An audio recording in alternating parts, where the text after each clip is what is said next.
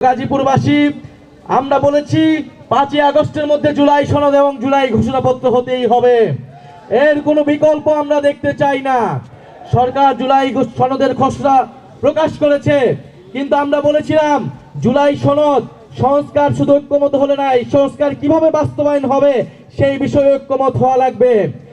90-এর গণ অভ্যুত্থানের পরে রাজনৈতিক দলগুলো বাংলাদেশের জনগণের সাথে ছাত্রদের সাথে প্রতারণা করেছিল। ত্রিদলীয় জোটের রূপরেখা তৈরি করা হয়েছিল, এই রূপরেখা কোনো দল মানে নাই। ফলে আমরা এবারও কোনো প্রতারণার সুযোগ দিব না। জুলাই সনদ হতে হবে এবং জুলাই সনদের ভিত্তিতে নির্বাচন হবে এবং এর আইনি ভিত্তি থাকতে হবে। নির্বাচিত যেই সরকার গঠন করুক এই সংস্কার বাস্তবায়নে সে বাধ্যবাধকতা থাকবে। প্রিয় সংগ্রামী বন্ধুগণ, আমরা আশা করব 5ই আগস্টের মধ্যেই অন্তর্বর্তী সরকার এবং সকল রাজনৈতিক দল জুলাই সনদ এবং জুলাই ঘোষণাপত্র জারি করতে পারবে এবং আমাদের যে আকাঙ্ক্ষিত গণ অভ্যুত্থানের 1 বছর আমরা সকলে একসাথে আমরা সেলিব্রেট করতে পারবো, বিজয় উদযাপন করতে পারবো।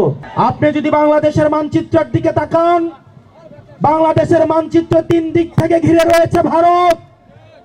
রক্তচক্ষু দিয়ে ভারত বাংলাদেশের দিকে তাকিয়ে রয়েছে। এক পাশে রয়েছে যুদ্ধাবস্থায় বিদ্যমান মায়ানমার, আরেক পাশে রয়েছে জলরাশি বঙ্গোপসাগর। দুর্ভাগ্যজনক বিষয়, বাংলাদেশের এখনো পর্যন্ত যথাযথ কোনো প্রতিরক্ষা ব্যবস্থা নাই।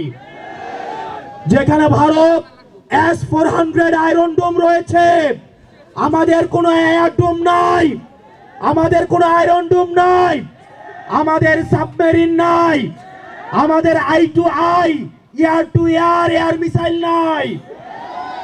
আমরা ভারতের যে অস্ত্র রয়েছে, পার্শ্ববর্তী দেশের যে ধরনের প্রতিরক্ষা ব্যবস্থা রয়েছে, আমাদের বাংলাদেশের প্রতিরক্ষা ব্যবস্থা বলতে কিচ্ছু নাই। আমরা কথায় কথায় ভারতের সাথে আমরা যুদ্ধ ঘোষণা করি, মুখ দিয়ে যুদ্ধ হয় না। প্রিয় গাজীপুরবাসী তরুণ প্রজন্ম, আমাদের আত্মরক্ষার জন্য আমাদের যুদ্ধের প্রয়োজন নাই। আমরা শান্তি চাই, কিন্তু আমাদের আত্মরক্ষার জন্য আমাদের আধুনিক অস্ত্র প্রয়োজন রয়েছে। আমাদের জেট বিমানের প্রয়োজন রয়েছে, আমাদের আধুনিক সাবমেরিনের দরকার রয়েছে, আমাদের অতি দ্রুত আয়রন ডোমের দরকার রয়েছে।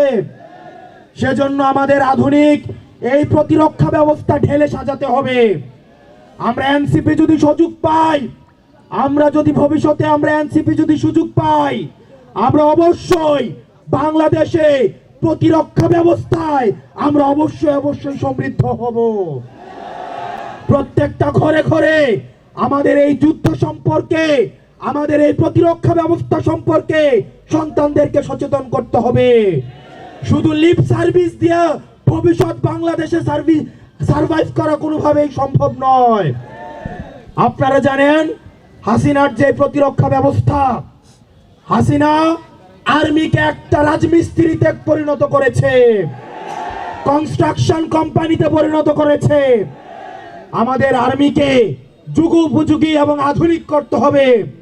সেটির জন্য আমাদের সেনাবাহিনীর যথাযথ এবং বিশ্বমানের প্রশিক্ষণের মধ্য দিয়ে, বিশ্বমানের অস্ত্র দিয়ে, বিশ্বমানের প্রযুক্তি দিয়ে আমাকে এই সেনাবাহিনীকে ভবিষ্যতের বাংলাদেশের প্রতিরক্ষার জন্য প্রস্তুত করতে হবে।